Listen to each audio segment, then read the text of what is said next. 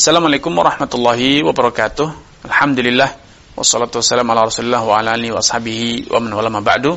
Kaum muslimin dan muslimat peserta grup Dirasat Islamiyah yang semoga senantiasa dirahmati Allah Subhanahu wa taala. Al-Imam al-Muallif Abu Syuja' mengatakan wa arba'un la yaqa'u talaquhum. Ada 4 golongan orang yang walaupun mereka dengan tegas dan lugas telah menyatakan cerai, saya ceraikan istriku, atau saya ceraikan engkau wahai istriku, dengan kata yang betul-betul tegas, lugas, tidak ada yang samar. Tetapi karena keterbatasan psikologi, keterbatasan mental, keterbatasan kemampuan mereka untuk memahami maksud, makna, dan konsekuensi dari ucapan tersebut, maka ucapan tersebut diabaikan, tidak diperhitungkan. Alias walaupun mereka keempat orang ini telah tegas-tegas mengatakan saya ceraikan, maka itu sia-sia. Perceraian tidak bisa jatuh. Perceraian tidak dianggap. Siapakah mereka? Pertama adalah as-sabi, anak kecil. Bila ayah seorang laki-laki, seorang anak laki-laki memutuskan setelah menimbang matang-matang bahwa anak tersebut yang belum balik maslahatnya mengharuskan untuk dinikahkan, maka dinikahkan, boleh secara hukum, boleh. Yang mewakili dalam prosesi akad nikah adalah walinya. Namun karena anak tersebut belum balik, sehingga dia belum seutuhnya memahami apa itu pernikahan, apa itu perceraian, apa itu jual beli, maka mereka dalam melakukan tindakan-tindakan tersebut diwakili oleh walinya. Ketika menikah, walinya yang mewakili. Ketika berjual beli, walinya yang mewakili.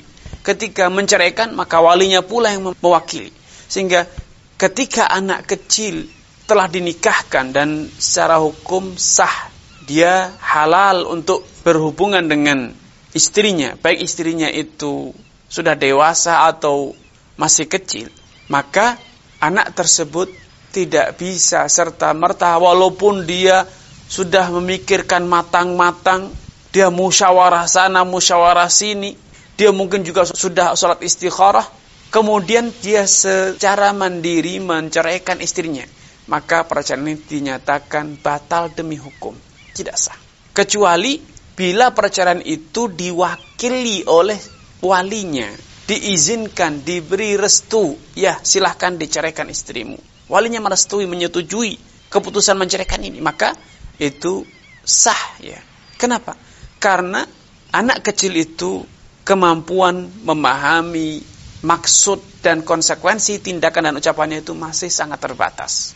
Sehingga Islam memberikan batasan bahwa selama dia belum balik, maka dia masih berada di bawah kekuasaan, di bawah penguasaan siapa? Wali. Sehingga tindakannya betul-betul harus diwakili oleh wali. Alih-alih dalam menceraikan ataupun menikah, yang masalahnya sangat besar. Kalau menceraikan, madaratnya sangat besar. Sekedar menjual atau membeli barang, yang memperdagangkan hartanya, yang level kerugiannya bisa jadi sangat kecil, jauh dibanding kemaslahatan ataupun mafsadah menikah ataupun mencerai. Berjual beli saja anak kecil belum sah, ya, tidak dianggap sah kecuali atas izin walinya. Apalagi menikah ataupun menceraikan yang nyata-nyata masalah dan mafsadahnya jauh berlipat ganda dibanding masalah dan mafsadahnya berjual beli.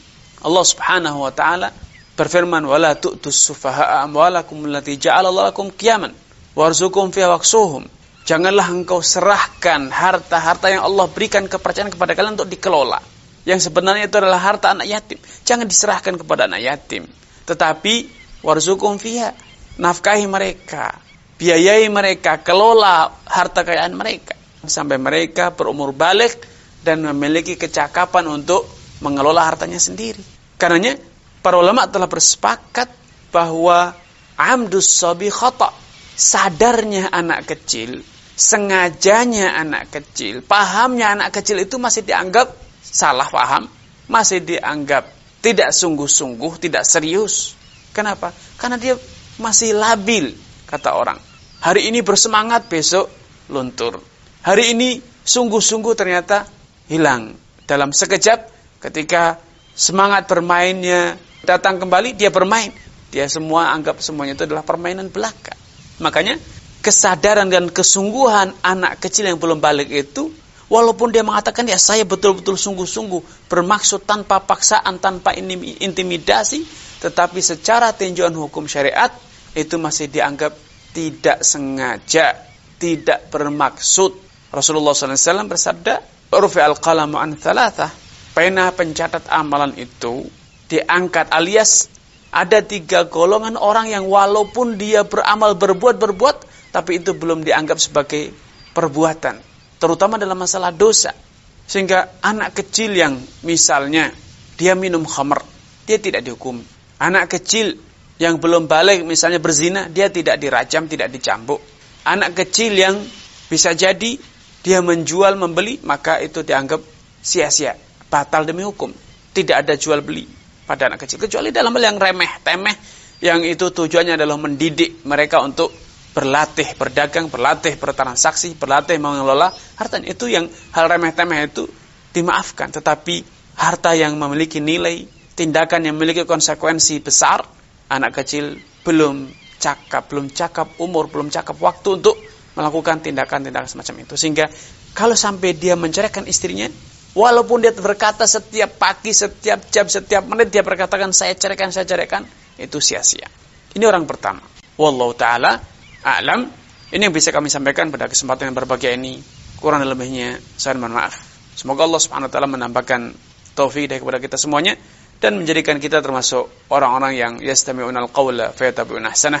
Wassalamualaikum warahmatullahi wabarakatuh.